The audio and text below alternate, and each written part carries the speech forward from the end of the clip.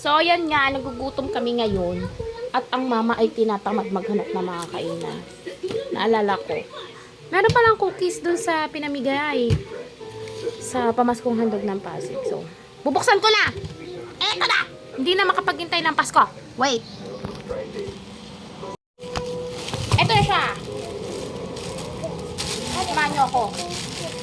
Natatamad na talaga mag-ano.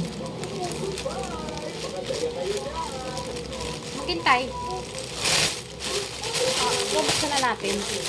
Kasi nga, hindi makapaghintay ang mama niyo. Nagugutom na kami. Okay, ang laman. Una-una, charot, kalat. So, nakatambak ko. Okay. 500 challenge nyo, Noche Buena. Libre lang sa amin. Pero kaming 800 grams, Fiesta. Spaghetti sauce. 90 grams. Fiesta, Buchanan. Swiss miss. On a 2, 4, 6, 8, 10. And no regret. Next, we have pure put chicken luncheon meat. Jolly, jolly, jolly, jolly, jolly. And amen. Then, our Del Monte. Dalawa yan. Para sa nakahigh blood na asawa. Para sa'yo ito, Dad. And, ito na ang aming cookies, the cheese. Yun lang naman. So, ayan.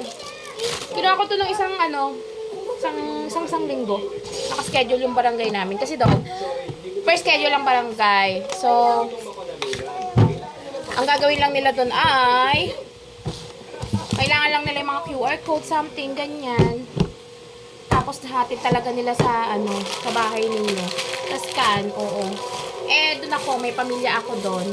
Although nakapag-asawa lang ako ng ibang lugar. Baka mabash ako ha.